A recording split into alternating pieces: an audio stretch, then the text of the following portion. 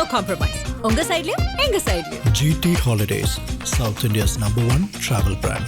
Daily எனக்கு இந்த constipation problem. உங்க பிரச்சனைகளை கட்டுப்படுத்த லயன் டேட் சிரப் தினமும் 2 spoon. Taste daily. Taste the daily. இன்னைக்கு நான் சொல்றேன், எல்லா நேரத்துல என்ன சொன்னீங்க பாருங்க, குஜராத் மாடல் வெற்றி பெற்றது. குஜராத் மாடல்லாம் இல்ல, பிரேசில் மாடல் தான் வெற்றி பெற்றது. சீஃப் எலெக்ஷன் கமிஷனர் இருக்காங்கல்ல, அவங்க பிற மாநிலத்தை சேர்ந்தவங்க தான் போறாங்க. அதுக்கு கீழ இருக்கக்கூடிய வேலைக்காரர்கள் தான் மாவட்ட கலெக்டர். ஒரு நிமிஷம் இருங்க. முதலமைச்சரின் கீழே இயங்கிட்டு இருக்கக்கூடிய கலெக்டர் எல்லாரும் தப்பு பண்ண போறாங்க அப்படின்னு சொல்ல முடியாது. சொல்றாரு. அப்படி செல்வ பெருந்தகை சொல்றாரு. அப்படி முக ஸ்டாலின் சொல்றாரு. அப்படின்னு எல்லாரும் சொல்லிட்டு இருக்கீங்க. என்ன காரணத்தினால இவர்களுக்கு இன்றைக்கு வாக்களிக்கக்கூடிய உரிமையை எலெக்ஷன் கமிஷன் பறித்தது? என்ன காரணத்துக்காக பறிச்சீங்க? வாக்களிக்காட்டி இது மன்னராட்சியில அப்ப நரேந்திர மோடி தான் அதிபராங்க. சீஃப் எலெக்ஷன் கமிஷனர் தான் ஒரு கீழ இருக்க பிரசிடென்ட்டா? காங்கிரஸ் உத்தம கட்சி. உத்தம கட்சினா எத்தனை முறை உத்தம கட்சி காட்டணும்? ஏன் மாநிலத்துல ஒவ்வொரு இடத்துல நாங்க காட்டியிருக்கோமே. நீங்க உத்தம கட்சி இல்லன்றீங்கல்ல, நாங்க உத்தம கட்சி தான்றதை இத்தனை முறை நிறைவேற்றிட்டோம். வாக்கு திருடு நடைபெற்று இருக்கிறது. மக்கள் ஓட்டு போடல. போடலையே. நீங்க உத்தமர்னா மக்கள் ஓட்டு போட்டு ஜெயிக்க வச்சிருக்கணும்ல. ராகுல் காந்தி இந்தியா ஃபுல்லா ராகுல் காந்தி நடந்தாரு. 39 ஒண்ணுமே நடக்கல.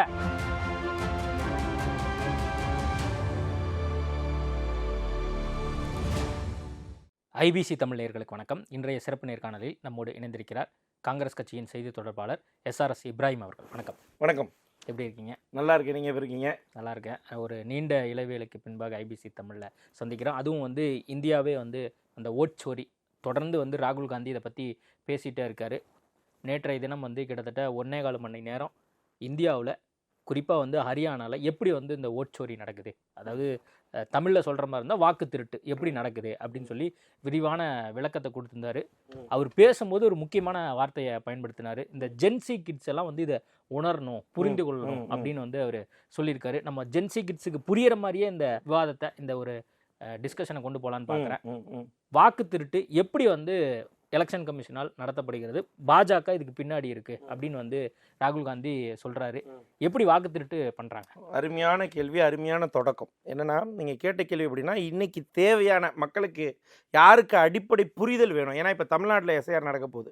இப்போ நம்ம இந்த ஜென்சி மக்களுக்கு கொண்டு போய் சேர்த்துறோம். தமிழ்நாட்டில் இருக்கக்கூடிய இளைஞர்களுக்கும் இது அத்தியாவசியமாக விழிப்புணர்வு ஏற்படுத்தக்கூடிய ஒரு தொடக்கமாக இதை ஆரம்பிப்போம். அதாவது என்னன்னா, ராகுல் காந்தி இதற்கு முன்பாக மகாதேவபுரான்ற ஒரு சட்டமன்ற தொகுதியில் ஒரு மிகப்பெரிய வாக்கு திருட்டு நடைபெற்றிருக்கிறது அப்படின்னு மிகப்பெரிய ஒரு ப்ரெஸ் கான்ஃபரன்ஸ் பண்ணார். அதில் மிகப்பெரிய ஆதாரங்கள் எல்லாத்தையும் வெளியிட்டார். அந்த நேரத்தில் எலெக்ஷன் கமிஷன் என்ன சொல்லிச்சு, இது பேஸ்லெஸ் எவிடன்ஸ், இதுக்கு ஆதாரம் எதுவும் கிடையாது. நாங்கள் அதே நேரத்தில் ராகுல் காந்தி தலைவராக இருக்கட்டும், காங்கிரஸ் கட்சியினராக இருக்கட்டும், பிற கட்சியினராக இருக்கட்டும், நாங்கள் வைத்த கருத்து என்பது, அவர் வெளியிட்ட ஆதாரம் என்பது எலெக்ஷன் கமிஷனால் இறுதி செய்யப்பட்ட வாக்காளர் பட்டியலிலிருந்து கொடுக்கப்பட்ட ஆவணத்தை தான் அவர் அடிப்படை ஆவணமாக காட்டினார், ஆதாரமாக காட்டினார். அவர் தனிப்பட்டு ஒரு தனி ஓட்டர் ஐடி லிஸ்ட்டை ஒன்றும் ரெடி பண்ணல. எலெக்ஷன் கமிஷனோட ஓட்டர் லிஸ்ட்டை தான் எடுத்துகிட்டு இதில் இவ்வளோ முறைகேடுகள் நடைபெற்றிருக்கு என்று தெள்ள தெளிவாக ஒரு ஆவணத்தை காட்டினார். அப்போது ஒரு ஆவணம் என்பது, ஒரு எவிடன்ஸ் என்பது எனது எலெக்ஷன் கமிஷனால் கொடுக்கப்பட்ட எவிடன்ஸை தான் ராகுல் காந்தி காட்டுகிறார். ஒன்று. சரி, இப்போ தொடர்ந்து ராகுல் காந்தி அவர்கள் வாக்கு திருட்டு நடைபெறுகிறதுன்னு சொன்னார். இதை தாண்டி ஆலந்த் என்ற தொகுதியில், கர்நாடகாவில் ஒரு தொகுதியில் என்ன பண்ணுறாங்க அப்படின்னா, 6038 ஓட்டுகளை டெலீட் பண்ணுறாங்க. அந்த ஓட்டுகளை எப்படி டெலீட் பண்ணுறாங்க அப்படின்னு கேட்டிங்கன்னா, ஃபார்ம் 6 and 7 வச்சு தான் டெலீட் பண்ண முடியும். ஆக்சுவலாக ஃபார்ம் 7 வச்சு தான் டெலீட்டே பண்ண முடியும். Form 6 for addition, form 7 for deletion form 7 இல்லாமையே 6038 ஓட்டுகள் 75 வெவ்வேறு சிம்களால் வைக்கப்பட்டு ஒரு சாதாரண இ சேவை மையத்தில் 80 ரூபா கட்டணம் கொடுத்து வெறும் 80 ரூபா ஒரு ஓட்டை டெலீட் பண்ணுறதுக்குன்னு டெலீட் பண்ணியிருக்கிறாங்க. இதற்கு தெளிவாக கர்நாடகாவில் ஆளக்கூடிய காங்கிரஸ் கட்சி அங்கே எஸ்ஐடி போடப்படுகிறது. பிகே சிங் டிஜிபி தலைமையில் அந்த எஸ்ஐடி அமைக்கப்படுகிறது. அந்த பிகே சிங் யாருன்ற பின்புலத்தையும் சொல்கிறேன். பிரஜ்வல் ரேவண்ணா இருக்கிறார்ல, முன்னாள் பாரத பிரதமருடைய பேரன், அவருடைய வழக்கை எடுத்து இன்னைக்கு தண்டனை வாங்கி கொடுத்தார்ல, அவர் தான் இந்த எஸ்ஐடியுடைய தலைமை தாங்கி இதோடைய விசாரணை செய்து இதுக்கான முழு அறிக்கையை கர்நாடக அரசிடமும் தேர்தல் ஆணையத்திடமும் அனுப்பி வைத்தார். இன்றைக்கு வரைக்கும் அது குறித்து பதில் வரல. ஒன்று. ரெண்டாவது, இன்றைக்கு ராகுல் காந்தி ஹரியானாவுடைய தேர்தலை பற்றி தெளிவாக ஒரு மிகப்பெரிய மோசடி நடந்திருக்கிறது என்ற ஆவணத்தை எடுத்து வைக்கிறார். அப்போ எடுத்து வைக்கும்போது ராகுல் காந்தி தலைவர் என்ன சொல்கிறாங்க அப்படின்னா, மொத்தம் 25 லட்சம் ஓட்டு கரெக்டாக சரியாக சொல்லப்போனால் ஹரியானாவின் மொத்த வாக்கு சதவீதத்தில் 12% ஓட்டுகளை திருடி இருக்கிறது பாஜக அரசும் தேர்தல் ஆணையம் என்று தெளிவாக ஒரு ஆதாரத்தை எடுத்து வைக்கிறோம். என்ன ஆதாரம் அப்படின்னு கேட்டிங்கன்னா 19 லட்சம் பேர் பல்க் ஓட்டர்ஸ், அதாவது ஒவ்வொரு வீட்டிலையும் 400 பேர் 500 பேர் 800 பேர் என்று 19,25,000 ஓட்டுகள் வந்து பல்க் ஓட்டர்ஸாக இருக்குது. 3,29,000 பேருக்கு ஃபோட்டோவே கிடையாது. நீங்கள் இன்றைக்கி ஒரு வீட்டுக்கு மின் கட்டணம் இபி பில் பண்ணணுன்னா உங்களுக்கு தெரியும், ஓட்டர் ஐடி இல்லாமல் ஃபோட்டோ இல்லாமல் பண்ண முடியுமா? இங்கே ஒரு ஓட்டர் ஐடி கார்டு இல்லாமல் ஒரு சின்ன கவர்மெண்ட் சார்ந்திருக்கக்கூடிய சின்ன ஒரு ஆவணம் பெற முடியுமா? ஆனால் 1,22,000 பேருக்கு ஃபேக் ஓட்டர்ஸ், இங்கே பாருங்கள், 1,24,177 பேருக்கு ஃபேக் ஓட்டர்ஸை வச்சு வாக்களித்திருக்கிறது பாஜகவும் எலெக்ஷன் கமிஷனும். இதில் நான் உடனே கேள்வி கேட்கலாம், எப்படி நீங்கள் பாஜக சொல்கிறீங்க, ரைட்டு, எலெக்ஷன் கமிஷன் இதில் எங்கே துணை போச்சு அப்படின்னு கேள்வி கேட்கலாம். இப்போ நாங்கள் கேட்கக்கூடிய கேள்வி என்பது 233 ஓட்டு 2 பூத்தில் சார், 2 பூத்தில் 233 ஓட்டுகளை ஒரே ஒருத்தவங்க பதிவு செஞ்சுருக்கிறாங்க. ஒரே ஃபோட்டோ. இப்போ ஒரு கேள்வி கேட்கலாம், உங்களுக்கு தெரியும், நம்ம தேர்தல் ஆணையத்தில் போயிட்டு எலெக்ஷனில் ஓட்டு போட்டு வந்தீங்கன்னா மை போடுவாங்களா போட மாட்டாங்களா? போட்டிங்கன்னா அடுத்த ஓட்டு போட முடியுமா? போட முடியாதுல்ல. அப்போ 2 பூத்தில் 233 பேர் போட்டாங்கன்னா அப்போ இதற்கு என்ன அர்த்தம்? இதெல்லாம் எனது எலெக்ஷன் கமிஷனால் கொடுக்கப்பட்ட ஆவணத்தை தான் நாங்கள் காட்டிகிட்டு இருக்கிறோம். அப்போது ராகுல் காந்தி தலைவர் எடுத்து வைத்த சார்ஜஸ் என்பது பாஜக இன்றைக்கு தேர்தல் ஆணையத்தை கைகூலியாக மாற்றிவிட்டது. இதற்கு முழு ஆவணத்தையும் அனைத்தையுமே சமர்ப்பித்து விட்டும் கூட இன்றைக்கு வரைக்கும் எலெக்ஷன் கமிஷன் பதிலளிக்க மறுக்கிறது. ஏன்? இப்போ உங்களை பற்றி ஒரு குறை வைக்கிறேன், உங்களை பற்றி ஒரு குற்றம் சாட்டுறேன், நீங்கள் தன்னாட்சி அமைப்பு, நான் சொல்வது எலெக்ஷன் கமிஷன் என்பது தன்னாட்சி அமைப்பு. நீங்கள் சுயமாக வந்து என்ன பண்ணணும், எங்கள் மீது தவறான கருத்துக்களை எடுத்து வைக்கிறாங்க, there is no evidence for such type of என்டர்டெயின்மெண்ட்னு சொல்லிட்டு நீங்கள் அதை ப்ரூவ் பண்ணுமா இல்லையா? அப்போ ப்ரூவ் பண்ண மறுக்கிறது, இன்றைக்கு வரைக்கும் பதிலளிக்கவும் மறுக்கிறது இந்த எலெக்ஷன் கமிஷனும் இந்த சீஃப் எலக்ட்ரல் கமிஷனராக இருக்கக்கூடிய இன்னைக்கு ஞானேஷ்குமாரும் கூட இருக்க இருவரும். இப்போ எங்களுடைய கேள்வி என்பது, ராகுல் காந்தி தலைவர் திட்டவட்டமாக ஒவ்வொரு இடத்திலையுமே இத்தனை ஆண்டு காலமாக வாக்கு திருட்டு நடைபெற்றது என்று சொல்லி வந்தார். ஆனால் இந்த முறை ஹரியானா தேர்தலில் ஆட்சி திருட்டு நடைபெற்றிருக்கிறது. ஆட்சியிலே மிகப்பெரிய திருட்டு நடைபெற்றிருக்கிறது. 8 ஓட்டுக்கு ஒரு கள்ள ஓட்டு விழுந்திருக்கு. சரியாக சொல்ல போனால் 8 ஓட்டுக்கு ஒரு கள்ள ஓட்டு போட்டிருக்கிறாங்க ஹரியானாவில். இதற்கு எல்லாத்துக்கும் ஆதாரத்தை தண்டு விட்டோம். இன்றைக்கு வரைக்கும் எலெக்ஷன் கமிஷன் 2 நாள் ஆயிடுச்சு தலைவர் பேசி. இப்போ நம்ம பேசிகிட்டு இருக்க நேரத்தில் 2வது நாள், இன்றைக்கு வரைக்கும் பதிலளிக்கவில்லை எலெக்ஷன் கமிஷன். ஏன்? அதற்கு பதிலாக பாஜக பதிலளிக்குது. எலெக்ஷன் கமிஷன் மேலே சார்ஜ் வச்சனா யார் பதிலளிக்கணும்? எலெக்ஷன் கமிஷன் தான் தன்னோட இம்யூனிட்டியை ப்ரூவ் பண்ணணும், தன் மேலே இருக்க சார்ஜஸை கிளியர் பண்ணணும். ஆனால் பாஜகவில் இருக்கக்கூடிய ஹரியானா சிஎம் பேசுகிறாரு, இன்றைக்கி அமித்ஷா அவர்கள் பேசுகிறாரு. இவர்கள்லாம் ஏன் அவர்களுக்கு வக்காலத்து வாங்க வேண்டாம்? என்ன அடிப்படை தார்மீக உரிமை இருக்கிறது? Election commission is autonomous body, தன்னாட்சியாக இயங்கக்கூடிய அமைப்பு. அவர்கள் அதற்கு பதிலளிக்க வேண்டும். மாறாக பாஜகக்காரர்கள் இன்றைக்கு அதற்கு பதிலளிக்கிறார்கள். ஏன் என்று கேட்டால், ஒவ்வொரு இடத்திலையும் இந்த எஸ்ஐஆர் போன்ற எல்லா எங்கெங்கெல்லாம் எலெக்ஷன் கமிஷனிடம் தவறு நடந்ததோ அங்கெல்லாம் பயன்பெற்றது பாஜகவினர். அப்போ அதனால தான் வந்து பாஜக மீண்டும் மீண்டும் இந்தியா ஃபுல்லாக ஒவ்வொரு மாநிலங்களிலும் ஜெயிக்குது அப்படிங்கிறதா காங்கிரஸ் கட்சியினுடைய குற்றச்சாட்டு. இப்போ தேர்தல் நேரத்தில் அந்த பூத்துக்கு போய் பாஜக காரங்க ஓட்டு போட போறாங்க. அது நம்மளுக்கு யாரு என்ன ஏதுங்கிறது தெரியாது. அங்க பூத்துக்குள்ள அந்த அதிகாரிகள் இருப்பாங்க, அங்க கட்சிக்காரங்களும் இருப்பாங்கல்ல. Very good. அப்போ அங்க காங்கிரஸ் கட்சியினர் இல்லவே இல்லையா அப்படிங்கிற ஒரு கேள்வி இருக்கு. காங்கிரஸ் கட்சி மட்டும் இல்ல, எந்தெந்த மாநிலங்கள்ல அங்க எலெக்ஷன் நேரத்துல பாஜக காரங்க அங்க பர்சனா இருந்தாலும் மற்ற கட்சியினர் அங்க இருப்பாங்கல்ல, அவங்க எல்லாம் என்ன வேடிக்கை பார்த்தாங்களா, இல்ல அவங்க எதுவும் வந்து துணை போயிட்டாங்களா பாஜக? இந்த அருமையான கேள்வி. இந்த கேள்வியும் ரொம்ப நுட்பமான கேள்வியை கொண்டு போயிருக்கீங்க. என்னன்னா, நாங்கள் இதற்காக தான் கேள்வி கேட்டோம். ஆரம்பத்திலேயே உங்களுக்கு தெரியும், சண்டிகர் மேயரில் உள்ள இருக்கக்கூடிய சீஃப் எலெக்ஷன் கமிஷனரை என்ன பண்ணாருன்னா, அங்கே இருக்க தேர்தல் அதிகாரி ஒரு அடித்தம் பண்ணி பாஜகவை மேயராக காட்டியதில் கடைசியில் வாக்கு எண்ணிக்கையின் போது மாட்டிக்கொண்டார். சிசிடிவி கேமராவில் இருந்துச்சு. ஆம் ஆத்மியை சேர்ந்தவர் தான் மேயராக வேண்டியது. அந்த இடத்துல ஒரு தேர்தல் கமிஷனர் தான் அங்கே பிரச்சனையே பண்ணது. அதை எப்படி நீங்கள் கண்டுபிடிச்சிங்க? சிசிடிவி கேமரா வச்சு. இந்த இடத்துல BLA 2s நீங்கள் சொல்கிற மாதிரி பூத் ஏஜென்ட்ஸ் இருப்பாங்க அங்கங்கே. இப்போ ஒருத்தவங்க 233 வாக்களிக்கிறாங்கன்னா 233 தடவை வந்துட்டு போல, உள்ளே வந்ததுக்கப்புறம் 230 டைம் வாக்களிக்கிறாங்க. அவங்க வர்றது ஒரு டைம் தான் சார். இப்போ நான் வரேன், நான் உள்ளே போகிறது ஒரு முறை தான், பார்த்துட்டீங்க. இன்னொரு முறை வந்து அங்கே இருக்கக்கூடிய எல்லாருக்கும் தெரியும். ஆனால் உள்ளே நடக்கக்கூடிய இடத்துல பூத் ஏஜென்ட்ஸ் இருக்க முடியாது. அந்த ஓட்டலிக்கு வாக்களிக்கிற இடத்துல பூத் ஏஜென்ட்ஸ் இருக்க முடியாது, வாசல் வரைக்கும் தான் பூத் ஏஜென்ட் அலௌட். அதுக்கப்புறம் எப்படி பூத் ஏஜென்ட் இருப்பாங்க? அந்த நிமிஷம் வந்து நம்மளுக்கு தெரியாதா? அந்த நிமிஷம் நம்மளுக்கு இல்ல தெரியாது. தவறு ஒரு சார். ஓட்டு போடுறதுக்கு இல்ல, 1 இல்ல, நிமிஷம் இருங்க, ஆகுமா? அதுதான் 5 நிமிஷம் சொல்றேன். ஆகுமா? இல்ல, 10 நிமிஷம் இல்ல ஆகுமா? நீங்க 20 நிமிஷம் கூட வச்சுக்கோங்க. அங்க பல்வேறு தரப்புகளான இடையூறுகள்லாம் நடைபெறும். நீங்க ஒண்ணு இல்ல, இப்ப இல்ல இங்கே நீங்கெல்லாம் வந்து அங்க களத்திலே இருக்கக்கூடியவர். என்னை விட நீங்க வந்து ஒவ்வொரு வருஷமும் வந்து எங்கெங்கெல்லாம் நடக்குதோ, தேர்தல் நடக்குதோ அங்கெல்லாம் இருக்கக்கூடியவர். ஒருத்தர் ஒரு ஓட்டு போடுறதுக்கு எவ்வளவு நிமிஷம் ஆகும்? நீங்க சொல்லக்கூடிய ஒரே நபர் 50 ஓட்டு போடுறதுக்கு 55 ஓட்டு போடுறதுக்கு எவ்வளவு நேரம் ஆகும் அப்படிங்கிற ஒரு விஷயம் இருக்குல்ல. அது மட்டும் இல்லாம ஒரே நபர் 50 ஓட்டு போடுறாரு அல்லது 100 ஓட்டு போடுறாருன்னா அங்க இருக்கக்கூடிய அதிகாரிகள் எல்லாத்தையும் வந்து கரப்ட் பண்ணிருப்பாங்க இல்லையா? அது மட்டும் இல்லாம அங்க இருக்கக்கூடிய அரசியல்வாதிகளையும் கரப்ட் பண்ணிருப்பாங்க. அப்போ இது எல்லாமே வந்து பிராக்டிக்கலா வந்து இங்க இந்த இடத்துல தெரிஞ்சிரும்ல.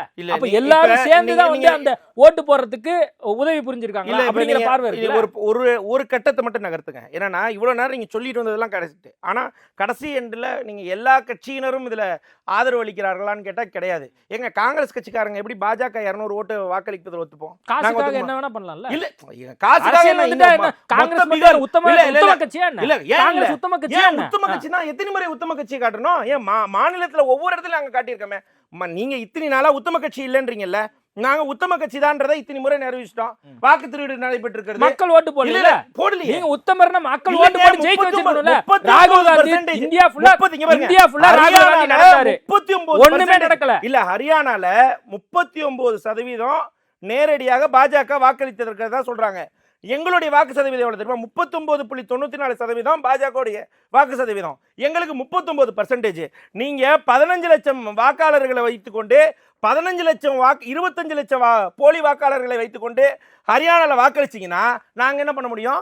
எலெக்ஷன் கமிஷன்ல நீங்க பீகார்ல போயிட்டு நாங்க 89 லட்சம் ஃபைல்ஸ் கொண்டு போய் கொடுக்குறோம், வாக்களிக்கிறதுக்கான கம்ப்ளைண்டே வரலன்னு சொன்னீங்க. நீங்க எப்படி சொல்லுவீங்க? 65 லட்சம் வந்து ஓட்டு நீக்கப்பட்டிருக்கு அப்படின்னு வந்து சொல்லப்பட்டுச்சு. கடைசியா அதுல 22 லட்சம் பேர் வந்து செத்து போனவங்க. அப்ப நீங்க நம்பரே வந்து தப்பா கொடுக்குறீங்கல்ல. இல்ல, முழுக்க தவறான கருத்து. 89 லட்சம் பேரை நாங்க தொடர்ந்து யாரெல்லாம் எங்களுடைய பூத் லெவல் ஏஜென்ட் இருக்காங்களா, BLA2 பீகார்ல இருக்கக்கூடிய எங்க மகா கட்பந்தனுடைய BLA2க்கள் வந்து நேரடியா 89 லட்சம் பேருடைய கம்ப்ளைண்ட நேரடியா எங்களுடைய பவன் கேரா அவர்கள் கொண்டு போய் நேரடியா எலெக்ஷன் கமிஷனிடமே ஒப்படைத்தோம். ஆகஸ்ட் 31, 2025 சரியாக நேர வரைக்கும் சொல்றேன், மதியானம் 1 மணிக்கு. ஆனா அடுத்த நாள் எலெக்ஷன் கமிஷன் என்ன சொல்லிச்சு தெரியுமா? எங்களுக்கு 0 கம்ப்ளைண்ட் ரிசீவ்டுன்னு சொல்லிச்சு. நேர்மையை பத்தி பேசுறீங்கல்ல, எங்க எலெக்ஷன் கமிஷன் நேர்மையை சொல்லுங்க. சரி, எலெக்ஷன் கமிஷன் விட்டுருவோம். சுப்ரீம் கோர்ட் போச்சு. சுப்ரீம் கோர்ட் என்ன சொல்லுச்சு? சுப்ரீம் கோர்ட் முன்னாடி மண்டியில் எலெக்ஷன் கமிஷன் 2003 உடைய கைட்லைன்ஸ் பிரகாரம் தான் வச்சு நாங்க பண்றோம்னு சொன்னீங்க. உடனே உச்சநீதிமன்றம் கேள்வி கேட்டுச்சு, எந்த அடிப்படையில் 2003 அடிப்படையில் வச்சு பண்றீங்கன்னா அதோட கைட்லைன்ஸை கொடுங்கன்னு. உடனே ஆன்லைன்ல இருக்க டேட்டாவை டெலீட் பண்றீங்க, உச்சநீதிமன்றத்தில் அஃபிடவிட் போடுறீங்க. என்னன்ட்டு எங்கள்ட்ட 2003 கைட்லைனா இல்லைன்றீங்க. ஏன் சொல்றீங்க? ஏன் அவ்வளவு தூரம் உத்தமர்கள் நீங்க? உங்களுடைய உத்தமத்தனத்தை உச்சநீதிமன்றத்தில் நிரூபிக்க வேண்டியதானே? இன்னைக்கு தேர்தல் நடக்குது, முதல் கட்ட தேர்தல் நடக்குது, அடுத்து 2ஆம் கட்ட தேர்தல் நடக்க போகுது. இது சொல்றது எல்லாமே ஒண்ணு தேர்தல் முடிந்த பின்பாக சொல்றீங்க, அல்லது தேர்தலுக்கு முன்பாக இந்த மாதிரி பிரச்சனையை கிளப்புறீங்க. தோல்வி பயம் வந்துருச்சு, தோல்வி தொடர்ந்து வந்துகிட்டே இருக்கு காங்கிரஸ்க்கு. அதனால ஒரு பிரஸ் மீட். எலெக்ஷனுக்கு முன்னாடி சொன்னா எலெக்ஷன் முன்னாடி சொன்னேன்றீங்க, எலெக்ஷனுக்கு பின்னாடி சொன்னா எலெக்ஷன் எப்பதான் உங்களுக்கு சொல்லணும்? இல்ல எப்ப சொல்லணும் சொல்லுங்க? எப்பதான் சொல்றது? அடுத்த வருஷம் சொல்லவா? ஜெயிச்சுட்டு வந்து சொல்லுங்க. ஏன் ஜெயிக்க விட மாட்டீங்கன்றதான கம்ப்ளைண்ட். இங்க ஏங்க முன்னாடி சொன்னாலும் முன்னாடி ஏன் சொல்றேன்றீங்க, பின்னாடி சொன்னாலும் அதுதான் முன்னாடி நாங்க கேட்கறது. நாங்க முன்னாடி சொன்னா இவர்கள் வேண்டுமென்றே குழப்பத்தை ஏற்படுத்துறாங்க, சரிங்க. பின்னாடி சொன்னோம் இது ஜெயிச்சதுக்கு தோல்வி பயத்துல பேசுறீங்க. ஏங்க எப்படி சொன்னாலும் உங்களுக்கு அந்த குற்றத்தை ஏத்துக்கிற மனப்பான்மை இல்லைன்னா நாங்க எப்படி குற்றத்தை நிரூபிக்கிறது? JP நட்டா வந்து ஒரு ட்வீட் போட்டிருக்காரு, அவர் நேற்று பேசவும் செஞ்சிருக்காரு. அது 2-3 வரி மட்டும் நான் படிச்சிடறேன். ராகுல் Gandhi has already accepted that Congress is going to lose the Bihar election are being held in Bihar and Rahul Gandhi is holding a fake press conference அப்படின்னு சொல்லியிருக்காரு. அது மட்டும் இல்லாமல் வந்து பார்த்தீங்கன்னா இதுக்கு முன்னாடி EVMனு சொல்லி ஒரு உருட்டுனாங்க. இப்போ கடைசியாக வந்து இப்போ எலெக்ஷன் கமிஷன் ஏதோ வந்து ஒருதலை பட்சமாக இருக்கு, வாக்கு திருட்டு நடக்குது, ஃபேக் ஓட்டர்ஸ் ஃபோட்டோவை மாற்றிட்டாங்க அப்படின்னு சொல்லி இந்த மாதிரி ப்ரெஸ் மீட் பண்ணுறாருன்னு சொல்லி இவராக இருக்கட்டும், கிரண் ரிஜிஜு இவங்க எல்லாமே பேச ஆரம்பிச்சிருக்கிறாங்க. இப்போ பேசுறீங்கல்ல, யாராவது பேசினவங்க இது வரைக்கும் ஒரே ஒரு கேள்வி, நீங்க ஆங்கர் தானே, நீங்க தெளிவா சொல்லுங்க, பேசின இந்த ஆவணம் எல்லாம் பொய், தோ இங்க இருக்கிறது உண்மையான ஆவணம், இது வரைக்கும் நாங்கள் காட்டின ஆவணம் பிரகாரம் ஒரு ஆவணத்தை காட்ட சொல்லுங்க. நாங்க ஆவணத்தை காட்டி தானே பேசுறோம். உங்களுடைய இறுதி செய்யப்பட்ட வாக்காளர் பட்டியலை தானே காட்டுறோம். பீகார்ல நடந்த SCR வாக்காளர் பட்டியலை தானே காட்டுறோம். நீங்க தானே சொல்றீங்க சிறப்பு தீவிர திருத்த பட்டியல். எதற்கு கேட்டா ஓட்டர் லிஸ்ட் பியூரிஃபிகேஷன். சொன்னீங்களா இல்லையா? சொன்னீங்கல்ல. 14 அக்டோபர் 5ஆம் தேதி ஞானேஷ்குமார் அவர்கள் சொல்றாரு the voter list has been purifiedன்றாரு. அடுத்த நாள் ரிப்போர்ட்டர்ஸ் கலெக்டிவ்னு ஒரு பிரஸ் டேட்டாபேஸ் எடுக்கிறாங்க. அதுல 14.5 லட்சம் பேருக்கு 2 வாக்காளர் அட்டை இருக்கு, 2 ஐடென்டி கார்டு ஆஃப்டர் எஸ்ஐஆர். எஸ்ஐஆருக்கு பின்பாக 2 ஐடென்டி கார்டு வச்சிருக்காங்க. நீங்க தான் இந்த சரியான முறையில் எஸ்ஐஆர் பண்ற அழகா? இத்தனை ஆண்டு காலமா நீங்க வெற்றி பெற்று வந்தீங்கல்ல, என்ன சொன்னீங்க? நம்ம 2 பேரும் விவாதம் பண்ணியிருக்கோம். ஹரியானால பாருங்க தோத்துட்டீங்க, மத்திய பிரதேசத்தில் பாருங்க தோத்துட்டீங்க. இதே அரங்கத்தில் உட்காந்து பேசியிருக்கோம். இன்னைக்கு நான் சொல்றேன், எல்லா நேரத்தில் என்ன சொன்னீங்க? பாருங்க குஜராத் மாடல் வெற்றி பெற்றது. குஜராத் மாடல்லாம் இல்ல, பிரேசில் மாடல் தான் வெற்றி பெற்றிருக்கு. பிரேசில் மாடல் தான் வெற்றி பெற்றிருக்கு. குஜராத் மாடல் தான் வெற்றி பெறல, பிரேசில் மாடல் வெற்றி பெற்றிருக்கு. பிரேசில்காரங்க ஒருத்தவங்களை கொண்டு வந்து அவங்க போட்டோவை போட்டு 10 பூத்துல 22 ஓட்டு போட்டுருக்காங்க. இது என்ன ஒரு எலெக்ஷன் கமிஷன் நடத்துற அழகு? இதுக்கு தானே கேட்குறோம் சிசிடிவி கேமரா. இப்போ எலெக்ஷன் கமிஷன் அதிகாரி எல்லாருமே வந்து வானத்திலேருந்து குதிக்கல. அவங்க எல்லாருமே மாவட்ட கலெக்டரா இருப்பாங்க, அரசு அதிகாரிகளா இருப்பாங்க. இவங்கெல்லாம் செஞ்ச தப்புனால தான் இதெல்லாம் நடந்திருக்கு அப்படிங்கிறது உங்களுக்கு நல்லா தெரியும், ராகுல் காந்திக்கு தெரியும், அந்தந்த ஊர்ல இருக்கக்கூடிய அமைச்சர்களுக்கு தெரியும், முதலமைச்சருக்கு தெரியும். பாக்குறீங்க தேர்தல் கமிஷன் எலெக்ஷன் கமிஷனுக்கு பொறுப்பு. ஏன் போகணும்? ஏன் போக கூடாது? ஏன் போக கூடாதுன்னு சொல்லுங்க. நாங்க வைக்கிற சார்ஜஸ்க்கு அவங்க எல்லாம் பதில் சொல்லணும். நீங்க ஏன் மாவட்டத்திலே முடிக்கிறீங்க? ஏன் மாநிலத்திலே முடிக்கிறீங்க? அது ஒரு மாநில பிரச்சனையா? இப்போ தமிழ்நாட்டை நம்ம எடுத்துப்போம். தமிழ்நாட்டுல இப்போ தலைமை தேர்தல் அதிகாரியா இருக்காரு அல்லது முக்கிய அதிகாரிகளா இருக்காங்க. அவங்க எல்லாம் எங்க வெளிநாட்டுல இருந்து வந்திருக்காங்களா இல்ல மற்ற மாநிலத்துல இருந்து இருக்காங்களா? இங்க இருக்கக்கூடிய ஒரு அதிகாரி தானே. சரி, அப்ப அவங்க தப்பு பண்றாங்க நீங்க சொல்ல வரீங்க. இப்ப நீங்க அவங்க தப்பு பண்றாங்க நான் சொல்லிடுறேன். இப்ப சென்னை இருக்கு, சென்னையோட கலெக்டர் தப்பு பண்றாரு நீங்க சொல்ல வரீங்க. அப்படியே சொல்றேன், அடிஷனலா சொல்றேன். இப்ப பேசுறீங்கல்ல, இன்னைக்கு இங்க தேர்தல் அதிகாரியா போட்டிருக்காங்களா ராகினி பட்நாயக் அவங்க பேரு. அவங்க என்ன தமிழ்நாட்டை சேர்ந்தவங்களா? அவங்க தமிழ்நாட்டை சேர்ந்தவங்களா?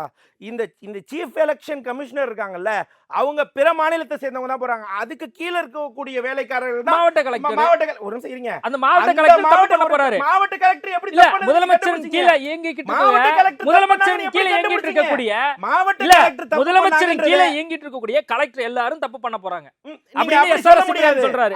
அப்படி செல்வ பெருந்தகை சொல்றாரு. அப்படி முக ஸ்டாலின் சொல்றாரு. அப்படின்னு எல்லாரும் சொல்லிட்டு இருக்கீங்க. நீங்க நான் சொல்லல, இவங்க எல்லாம் சொன்னாங்கன்னு சொன்னீங்களே. இவங்க சொன்னதா எஸ்ஐஆர்னால நீக்கம் பண்ண போறாங்க. முதலமைச்சர் இப்ப வரைக்கும் மாவட்ட கலெக்டர் தப்புனான்னு சொன்னாரா? செல்வ பெருந்தகை எங்களோட யாருங்க? கலெக்டர் யாருங்க? நீங்க தேர்தல் வர நேரத்துல யாரு? தேர்தல் வர நேரத்துல யாரு? அவங்க ஐஏஎஸ் கேடர் தானங்க. அவங்க சென்ட்ரல் கவர்மெண்ட் எம்ப்ளாயி தானங்க, ஸ்டேட் கவர்மெண்ட் எம்ப்ளாயா? அவங்களுக்கு ஐஏஎஸ்க்கு ஸ்டேட் கவர்மெண்ட் ஃபண்ட்ல இருந்து அவங்களுக்கு சேலரி வருது. ஐஏஎஸ்க்கு எங்க இருந்து சேலரி வருது சொல்லுங்க? சொல்லுங்க, எங்க இருந்து வருது? சென்ட்ரல் கவர்மெண்ட் எம்ப்ளாயி தானே. சரி, சென்ட்ரல் கவர்மெண்ட் எம்ப்ளாயே உன்னதமானவர்களே வச்சுக்கோ. இங்க நடக்கக்கூடிய எஸ்ஐஆர் ப்ராசஸை ஃபர்ஸ்ட் கலெக்டர் செக் பண்ண முடியுமா? செக் பண்ண முடியாதுங்க. அதுதாங்க சொல்லிட்டு இருக்கோம் இவ்வளவு நாளா. நாங்க அதை தானே அடிப்படை வாதமாவே வைக்கிறோம். எஸ்ஐஆரை இவங்க யாருமே தொட முடியாது.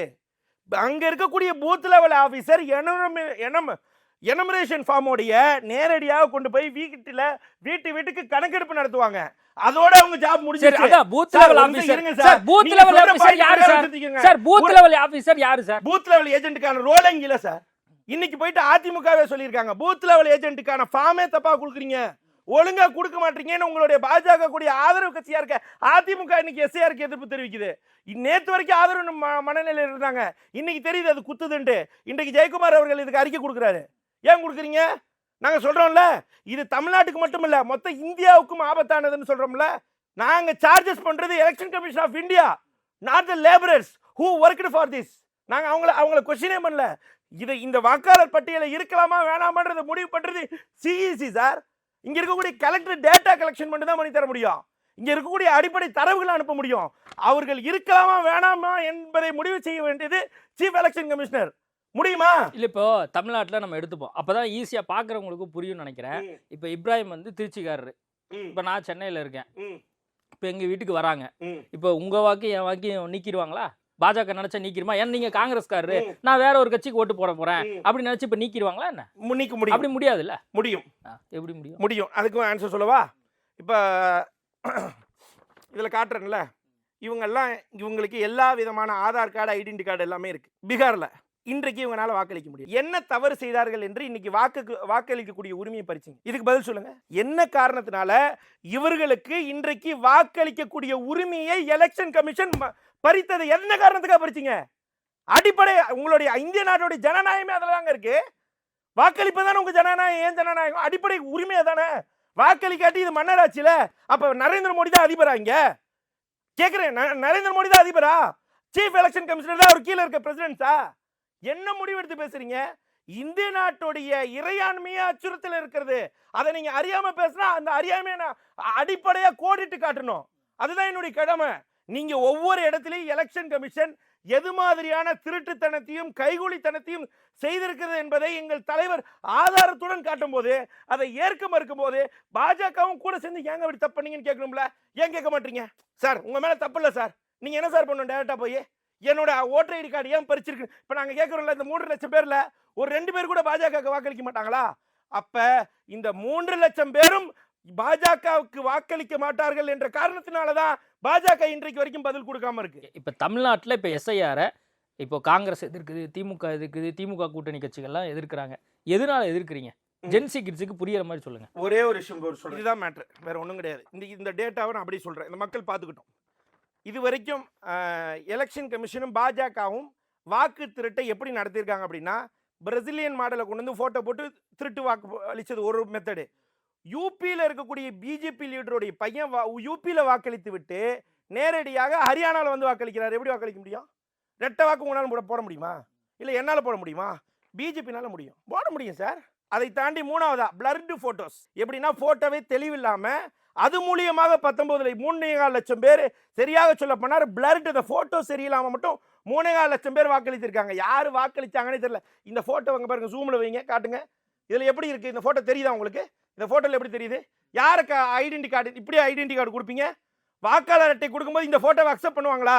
நீங்க அக்செப்ட் பண்ணுவீங்களா? ஒரு அதிகாரியா இருந்தா கேள்வி கேட்டீங்கல்ல, இப்ப சொல்லுங்க, இதுக்கு எப்படி அக்செப்ட் பண்ணுவீங்க? முடியுமா? இதை வச்சு வாக்களிச்சிருக்காங்க, இது எப்படி முடிஞ்சு? இதுவும் பாஜக மாடல்ல முடியும். அதை தாண்டி டெலிட்டிங் ஓட்டர்ஸ். இப்ப இவ்வளவு பேசணும்ல சங்கர், நல்லா புரிஞ்சுக்கங்க.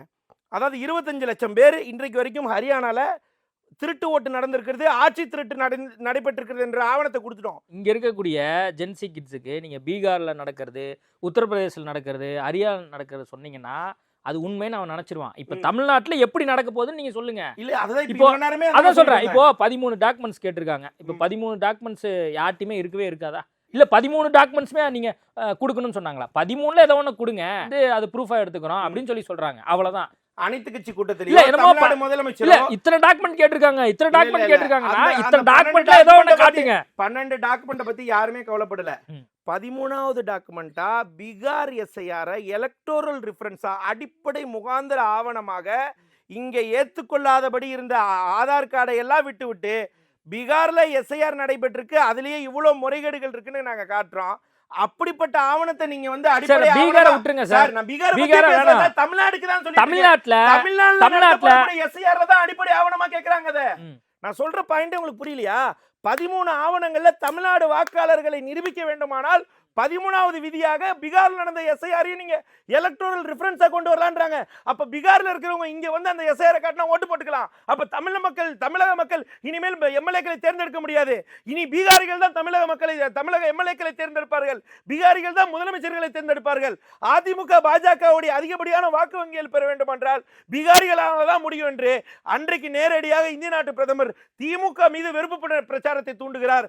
அதன் மூலியமாக அதிமுக பாஜக கூட்டணி பீகார் மக்கள் மத்தியில திமுகவை எதிரி கட்சியாக நிறுவுகிறார். அதன் மூலமாக அதிகப்படியான வாக்குகளை வருகின்ற சட்டமன்ற தேர்தலில் இவர்களுக்கு தேவையான எம்எல்ஏக்களை தேர்ந்தெடுத்துக்கலாம் என்ற ஒரு மிகப்பெரிய திட்டத்தை தீட்டி விட்டார்கள். அதை தான் சொல்கிறோம். பாஜக ஒவ்வொரு முறையும் திட்டத்தை தீட்டி விட்டு தான் சட்டத்தை போடுவார்கள். இது இந்த முறையும் அதான் செஞ்சிருக்காங்க. ஓகே, நீங்க விளக்கம் கொடுத்திருக்கீங்க, அவங்களுக்கு புரியுதா என்னங்கிறது இன்னொரு பாயிண்ட் அடிஷனலா சொல்றேன். ஜென்சி மக்களுக்காக ஒரு அடிஷனல் டாபிக் மட்டும் சொல்றீங்க. அதாவது தமிழ்நாடு எஸ்ஐஆர் எந்த அளவுக்கு ஆபத்தானது அப்படின்ற ஒரு பாயிண்ட் சொல்ல போனா, தமிழ்நாடு எஸ்ஐஆர்ல ஒரு கேள்வி கேட்கறாங்க. என்னன்னா 2002ல நடந்த எஸ்ஐஆரோட ரெஃபரன்ஸை கொண்டு வாங்க, அப்படி இல்லைன்னா 1987க்கு முன்பாக இருக்குல்ல, அதற்கு முன்பாக பிறந்தவர்களுக்கு அந்த ஆவணத்தை நாங்க ஏத்துக்க முடியாதுன்னு சொல்றாங்க. இப்போ என்கிட்ட 1987க்கு முன்னாடி நான் பிறந்திருந்தேன்னா என்கிட்ட ஆவணம் இல்ல, எங்க அப்பாக்கு இருக்கான்னு தெரியல. இன்னும் சொல்ல போனா உச்சநீதிமன்றத்தோட ஒரு நீதிபதி சொன்னாங்க, ஏங்க ஏன்டே இல்லைங்கன்னாங்க என்ஆர்சியோட விஷயத்துல. அப்படிப்பட்ட நிலைமையில என்ஆர்சியை அடிப்படையாக கொண்டு வர வேண்டிய ஒண்ணு இல்ல இல்ல அதுக்கும் நல்லா தெரியும். அது என்ஆர்சியும் இதுக்கும் லிங்க் இருக்குன்னு சொல்றேன். அது காங்கிரஸ் கட்சி சொல்லும், இல்ல நான் சொல்லுங்க. அமித்ஷா சொன்னாரு, அதே திருப்பீங்கல்ல. அமித்ஷா அக்டோபர் 10ஆம் தேதி சொல்றாரு, we will rectify the voter list and we will டீபோர்ட்ன்றாரு. யாரை டீபோர்ட் பண்ண போறீங்க? டீபோர்ட்னா வெளியே தோன்றாரு. வாட்டர் லிஸ்ட்டை பியூரிஃபிகேஷன் பண்ணால் எப்படிங்க டீபோர்ட் பண்ணுவீங்க? அப்போ அது மறைமுகமான என்ஆர்சி தானே? இதுக்கு பதில் சொல்லுங்க. இல்லை அப்போ அமித்ஷா அவர்கள் திட்டவட்டமாக ஒரு திட்டத்தை தீட்டி விட்டு தான் இந்த எஸ்ஐஆர் நடத்துறாங்க. இப்போ தமிழக மக்கள் எந்த இடத்துல விழிப்புணர்வாக இருக்க வேண்டுமானால் ஒவ்வொரு இடத்துலையுமே நம்மளுடைய வாக்கு நம்மளுக்கானதாக இருக்க வேண்டும். அதை நாம் தான், தமிழக மக்களாகிய நாம் தான் உறுதிப்படுத்த வேண்டும். வேற வழியே கிடையாது. இதை தாண்டி இன்னொரு அடிஷனல் டாபிக் என்னன்னா, பீகார் மக்கள் வரக்கூடிய புலம்பெயர்ந்த தொழிலாளர்களுக்கு எத்தனை பேருக்கு வாக்காளர் அட்டை வழங்கியிருக்கிறாங்கன்றதையும் நம்ம தமிழக மக்கள் உறுதி செய்யணும். அப்பதான் வரக்கூடிய காலங்களில் தமிழக மக்களால் தேர்ந்தெடுக்கப்பட்ட அரசு இங்கு இருக்கும். இல்லை என்றால் பீகாரால் தேர்ந்தெடுக்கப்பட்ட அரசு தான் இங்க இருக்கும். ஓகே, நீங்கள் சொல்லியிருக்கீங்க, பார்த்து புரிஞ்சுக்கிட்டோம். நேர்காணல் கொடுத்ததுக்கு மிக்க நன்றி. நன்றி. No compromise. உங்க சைடுலயும் எங்க சைடுலயும். GT Holidays, South India's #1 travel brand. Daily எனக்கு இந்த கான்ஸ்டிபேஷன் ப்ராப்ளம். உங்க பிரச்சனைகளை கட்டுப்படுத்த லயன் டேட் சிரப் தினமும் 2 spoon. Taste the Daily. Taste the Daily.